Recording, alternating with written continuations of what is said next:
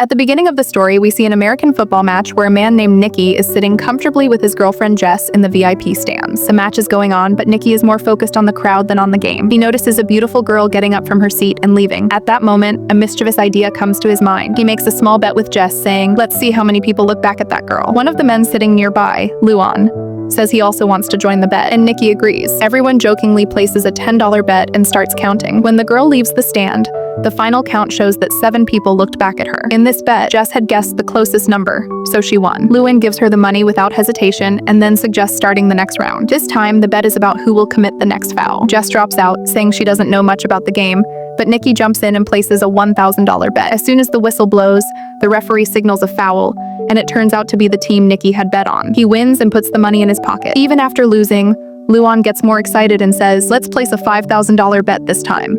Now the question is whether the player will pass the ball or run with it. Nicky hesitates a little at betting $5,000 but finally agrees. Luan guesses that the player will run, and Nicky says he will pass. As soon as the whistle blows, the player actually runs with the ball, which means Nicky loses $5,000. Now Nicky decides, it's okay, we lost $5,000, let's stop here, and asks Jess to come have coffee. He wants to leave, but Luan insists. He says, "You're sitting in the VIP lounge. You have money. Why be upset over $5,000? Let's play another bet, this time for $10,000. Eventually, Nicky agrees. Now the question is whether the player will make the next pass correctly or not. Nicky predicts yes, but the other team intercepts the pass. Nicky has now lost $15,000. While taking out the money, Nicky gets a little upset. He thinks for a moment and says, "Let's place a $50,000 bet this time." Jess is shocked to hear this, but Nicky looks angry. At this point, luck is not on his side. He loses the next bet again and has to give away another $50,000. Now Jess urges him to stop immediately, but Nicky's anger and ego take over. Without thinking, he places the next bet of $100,000. Luan laughs and teases him, saying, "Do you even have that much money?" Nicky silently throws a whole bundle of cash on the table. Seeing this, Luan also gets excited. This time, Nicky bets that the next pass will be intercepted and won't be completed, but the pass is successful. Now, Nicky has suffered a loss of $100,000. He can't figure out how to get out of this mess. Jess is also shocked by his behavior, but now the game has reached a very serious stage. Nicky says, "I have 1 million left. Let's bet it all. Let's see who wins this time." The final decision will be made by playing cards. Since Luan has been winning continuously, he's now going crazy with excitement. He starts looking at Nicky like an ATM machine. Luan draws his card. It's a 5 of clubs. Now just has to draw a card higher than 5. His chances of winning are very high. Nicky picks up a card and flips it over with great confidence, but it's the 3 of hearts. Seeing this, Jess immediately fell off her chair. When Nicky started the game, he only intended to bet $10, but now he had lost more than $1 million. After such a shameful defeat, he had nothing left to say, so he quietly held Jess's hand and started walking out. He was deeply upset, but Leowen began teasing him even more. He said, "This is what happens when you mess with the master." Nicky stopped and placed another bet, this time for $2 million. Now, the idea was a little different. Nicky challenged that Leowen could choose any random player using a telescope, and if Nicky guessed the player's jersey number correctly, the win would be his. Leowen got a little confused. He said, "This is like mind reading." It felt like Nicky was setting himself up for failure. Leowen also started suspecting that Nicky might be cheating. To remove his doubt, Nicky said, "Okay, I won't guess. This time, Jess will do it." Jess looked angrily at Nicky. She couldn't understand what was happening. She said, "Among so many people, what are the chances I'll guess the correct jersey number?" Saying this, she tried to leave, but Leowen's security guard stopped her, and a small fight broke out between them. Jess calmed herself down a little. Nicky told her to just look around the ground and say whichever number felt like her own. Leowen picked up the binoculars and chose a player. Then Jess took the binoculars and scanned the entire field. She could see jersey numbers everywhere. How could she guess? Then her eyes fell on a familiar face, and she remembered Nicky's words that she should choose the number that felt like her own. Their friend Farhad was wearing jersey number 55. Jess understood that this was all part of Nicky's plan. She said number 55, and it was the correct answer. Leowen was stunned. Jess also started wondering how Nicky had known Leowen would choose that number, but at that moment, it didn't matter. They had already won the bet.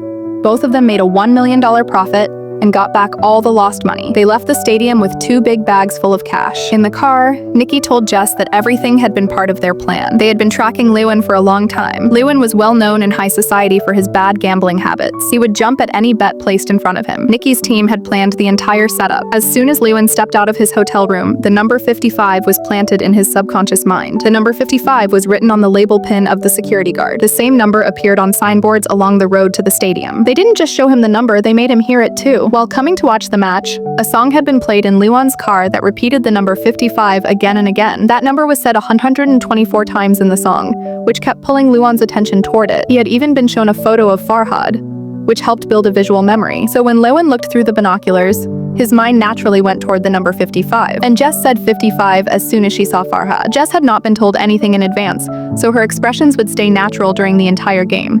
This way, no one would suspect her. After hearing everything, Jess was completely impressed with Nikki. After this, the story takes us a few days back. Just a few days earlier, Nikki was lying on a bed in a room with Jess beside him, and a man was pointing a gun at his head. Jess was sitting next to him, someone he had met only recently. It was clear that someone had trapped Nikki, but there was no sign of fear on his face. He calmly said, "I don't have a single penny. If you want to shoot, then shoot." The man with the gun looked at Nikki's reaction and quickly realized this man was clever, even more cunning than them, and his guess was absolutely right. Nikki was a master con artist who pulled off petty thefts with great skill. Jess had brought Nikki to that room by tricking him, but Nikki saw a natural talent in her. At that time, Jess didn't understand anything. When the man with the gun left, Nikki told Jess, "You have a gift. If you polish this ability to trick people, you can live a very comfortable life." Nikki said, "This is our family business.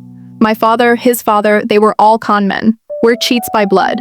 Every trick, every move is a game to us." Without wasting time, Jess took out some money and said, "I want to learn from you." Nikki agreed. While walking out, he stole one of Jess's rings and she didn't even realize it. By the time she figured it out, her watch had also disappeared. When she had put the watch in her handbag, Nikki had already taken her wallet. After all these tricks, Nikki said, "Sleight of hand, timing, and a little style. That's all you need for this work." Then Nikki said goodbye to her and left. After a few months, Jess found Nikki in New Orleans where he had started building a new team. Their meeting was actually a test.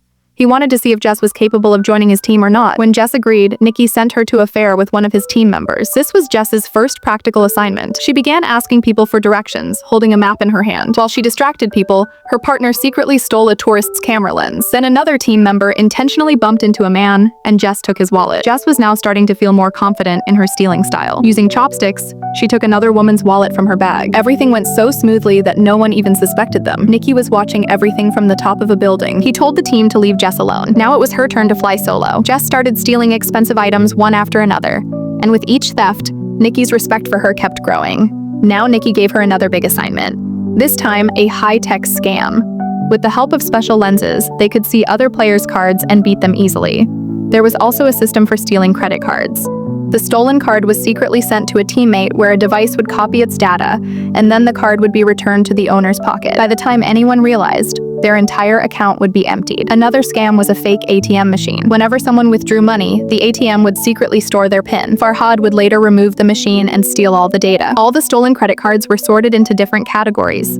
Expensive luxury items were bought using them, and finally, their data was sold on the black market. One day, Jess saw a beautiful necklace and wore it, but Nikki immediately told her to take it off. He strictly explained that all the items had to be sold. Nothing was to be kept personally. Jess was seeing this large-scale fraud for the first time. The feeling of standing in the middle of a mountain of stolen goods was surreal. The next day, Jess and Farhad were wandering through a wealthy area. Their task was to act. Farhad suddenly fainted and Jess started shouting, "Please, someone help us, please!" It was a distraction which the rest of the team used to steal from the rich people around them. After the job was done, the whole team escaped by hiding in an ambulance. The whole plan was so perfectly executed that no one could figure out anything. That night, they all celebrated together. Nikki praised everyone because they had made $1.2 million in just 1 week. The next day, all the team members were preparing to go their separate ways. The documents were destroyed, and Nikki assured everyone that their money would be transferred to their bank accounts within a few days. But the old members of the team knew that Nikki still had one last mission left. The next morning, Nikki took Jess to the VIP lounge of the stadium. He performed a full demonstration in front of Jess to show how they could earn $1 million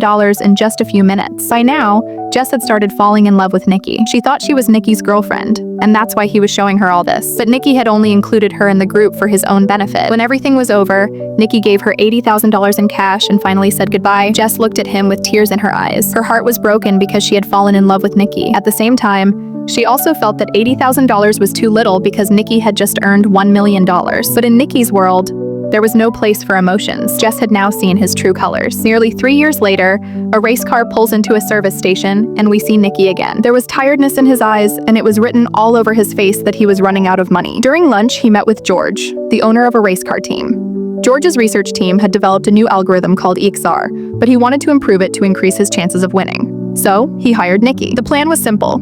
Nikki would pretend to be their chief engineer. Then, they would stage a fake fight between George and Nikki so that other teams would fall into their trap. After that, Nikki would sell a fake version of EXR to the rival team, while George's team would use the real system and easily win. As part of the deal, Nicky was supposed to receive 1 million euros for the job, and the money he earned by selling the fake system would also be his. Nicky thought this job was a joke. He could have done such a scam even in his sleep, but George's butler didn't trust him at all. He directly threatened Nicky and said, "If you do anything wrong, I'll shoot you right in the chest." Nicky wore a tuxedo and left to attend a party that evening. The plan between Nicky and George was to stage a fake fight in front of the crowd, but their plan completely fell apart when Jess appeared, walking down the stairs in a red dress. She went straight to hug George. Seeing this, Nicky's eyes filled with anger. His mind went blank. He hadn't seen Jess in 3 years, and now she was with someone else, and that too with the man who had hired Nicky. Jess calmly walked up to Nicky and told him that she was no longer a con artist, and whatever had happened 3 years ago didn't matter anymore. She also said that George didn't know anything about their past relationship, and it would be best to keep it that way. Hearing this,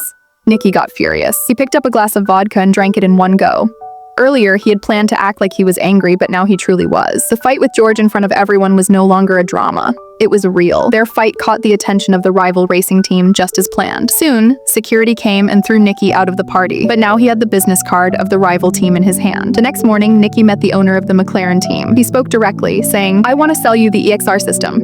It will cost $3 million. The team owner had no shortage of money, so there was no need to bargain. He immediately tested the system on the track, and when he saw the results, his face lit up. Nicky promised that the complete software would be delivered in 48 hours. Meanwhile, Jess met Farhad on the road. Farhad had been sent by Nicky. He told Jess that it was necessary for Nicky to leave 3 years ago. He had no other choice. Farhad also said that Nicky still loved her. Then he handed Jess a box, which had the same necklace that Jess had once liked. Whether it was real or fake didn't matter. Jess's heart melted after seeing it. She told Farhad that she couldn't trust Nicky, but her eyes said something else. She still had feelings for him. Well, on the day of the deal, Nicky showed up and handed over the software to the owner of the McLaren team. In return, a strong man gave him a case containing $3 million. But Nicky's nature was such that he never worked without taking risks. He had secretly sold a copy of the same software to every racing team. Every handshake brought him more euros. Whoever shook hands with him paid him millions. Until the race began, no one had any idea that every team had been sold the exact same EXR system. That night, instead of running away,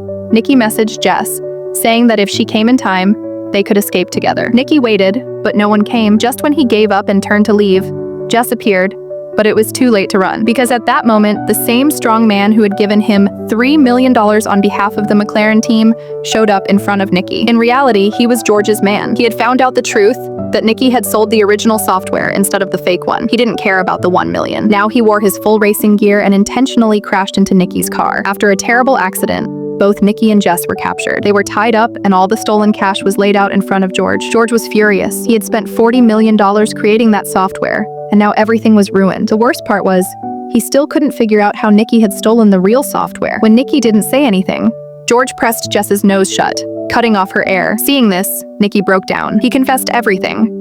How he had made Jess fall for him again by rekindling her old love. He said he gave her the same necklace she had once liked, but this time it had a special chip inside. As soon as George opened the software, that chip stole his password and copied the data. Jess was heartbroken when she heard this. Tears streamed down her face, but George and his men started laughing. They liked the story but didn't believe a word of it. George then said Jess was never really my girlfriend. I know she was only with me for my money. Jess admitted that she was only pretending to love George to steal his expensive watch collection. Nicky was shocked. So Jess had faked her love for George just to make Nicky jealous. Now both of them were caught. George turned to the butler and asked how Nicky managed to steal the software. As soon as Nicky opened his mouth, the butler suddenly fired a bullet. It hit Nicky straight in the chest. George's face turned pale. He panicked and told the butler, "I can earn money again, but if I get caught for murder, I'm finished." George quickly fired the butler and fled from the warehouse. Jess was crying uncontrollably, but the butler calmly said, "There's no need to worry. I'm actually Nicky's man." In truth, the butler was Nicky's father.